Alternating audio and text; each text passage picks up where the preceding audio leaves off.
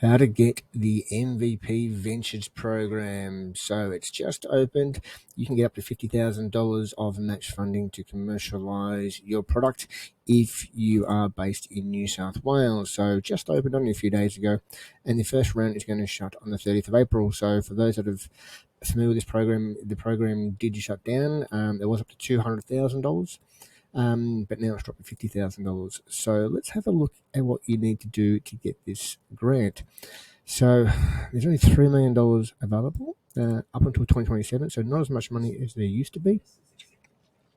And some of the things to note that catch people out is you need to have less than 20 FTE, either through your own entity or your subsidiaries or a group of companies, and under $1 million for the last 3 financial years.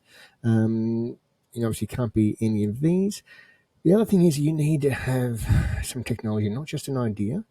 And it's if you look at the Technology Readiness Level tool, that will tell you where you need to be at. So we have basic research, not just an idea. Number 2 is, I guess, a bit more of an idea and a bit of a market. You need to be 3 and above. So you need to have a prototype. You need to have someone to validate what you're doing is actually sound, and there's a market or there's some sort of technology or some good IP that you've already got for this. So assess yourself against this. And then we can go in and do the EOI form. So it's not a huge application. I'll run you through what it is. So here I have started one, and when I started it, I was like the 16th person in the first 6 minutes of downloading it. So here we are. There's my number. I was the 15th person, and privacy notice. So you click through to that one, and then it says in order to be eligible, ABN, be headquartered in New South Wales. Don't try to squeeze in if you're not. And then have your under 20 FTEs, be under $1 million. Make sure you're established. So you've got an ABN, you're incorporated, you're non-tax exempt, so no not-for-profits, unfortunately. And again, make sure you're in New South Wales. Pretty standard stuff. If you don't have a bank account, don't be overseas and try to squeeze in and set up a head office. It's not going to fly. And so then if we go on to the next page. So this is the stock standard, pretty easy stuff. You are going to need to have an accountant declaration. So download that, get your accountant to sign that off. That's mandatory. Financial statements is mandatory as well.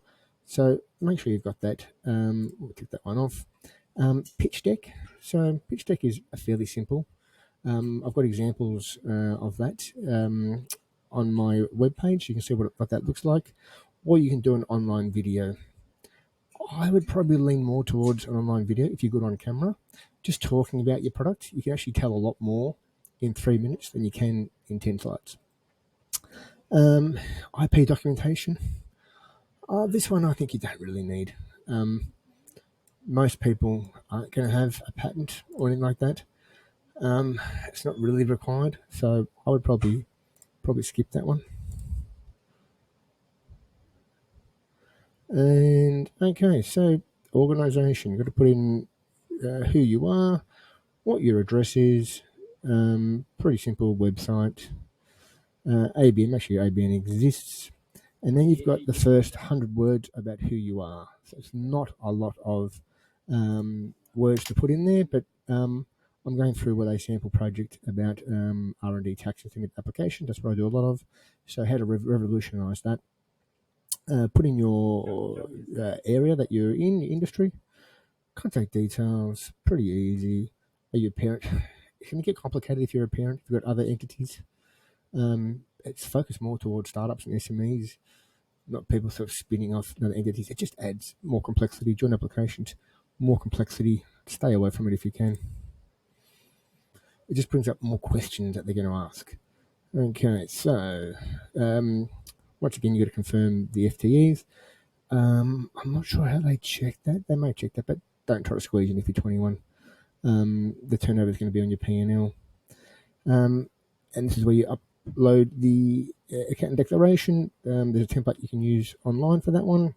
Give that to your accountant, sign it off. Pretty simple. Okay, have you applied for the MVP program in the past? It doesn't really matter if you have. A lot of times people have progressed. They've learned a lot from the first time application, so don't be scared if you have already applied in the past. If you've been turned down, obviously try to understand why you were turned down if you want to apply again. Have you received assistance from New South Wales? That's not so bad. You can get other grants. It doesn't matter too much. Another thing, if you've received a grant in the past and you've achieved that grant, it actually looks good. So you're a sure bet. Okay, so make sure you're not insolvent, no court proceedings, just stock standard tick stuff. Obviously, make sure that's correct. So, come up with an innovative title. Doesn't make a huge difference. You get 25 words to do that. Here you've got only 50 words, and this is 50 words about what you want to do. What are the outcomes? You don't have a lot of words, so keep it simple. Don't use too many fancy words with what you're doing. You can download this application of mine and see how I've done it. Start it probably a few months. I've started this in Feb, so I've done this video in December. It's basically 3 months later, and obviously Christmas is in there, so it started a few months later. Make sure your project is being done in New South Wales, and how much you're requesting. I would say go for the full amount. There's no reason why you would go small amount unless you can't get any quotes or anything like that, or it's good. But the amount of effort involved, I would go for the full amount. You can always, once you get the agreement, you can always ask for less, but you can never ask for more. Okay, so please describe your innovative product. This is where the meat of the application. This is where you're assessed.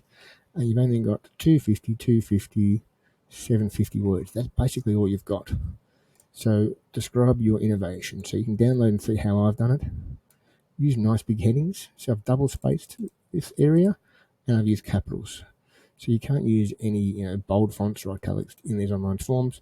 So just spread it out as much as you can, and I'll have to put a heading in, and then basically answer that question, so people can skim read it, know what they're expecting, and then answer that. The innovations. There we are. Once again, pretty simple stuff. This is all around AI. A lot of AI applications will be coming forward. And then the last bit is technical characteristics, new and significant. Yeah, so this, what I've proposed here is quite new and novel. So just get a feel for this. The other things I would say to do is look at who has received funding in the past and weigh yourself up against how good those entities are. Google them, look them up online, see how much media's been about them, how they've received investment. That's all going to look good. And then to just compare yourself against them. Okay, so here's the IP question. I don't think it's required. I would spend more time. I wouldn't spend money on that because that's quite expensive. I'd spend more time on getting your pitch right. And then that will then feed into this information here. So now your pitch, I would go with video. I've done a basic video here. You can see that. It should be my downloadable application. But all I did was just turn the slide deck into a video.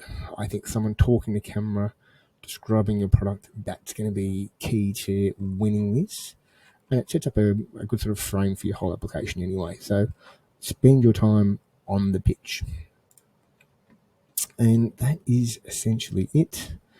A few other sort of questions, more ABS related than anything else, which doesn't really impact your application. And that's basically it. Disclaimer, blah, blah, blah, everything else. So good luck with that. Hope this has been of benefit to you with your application.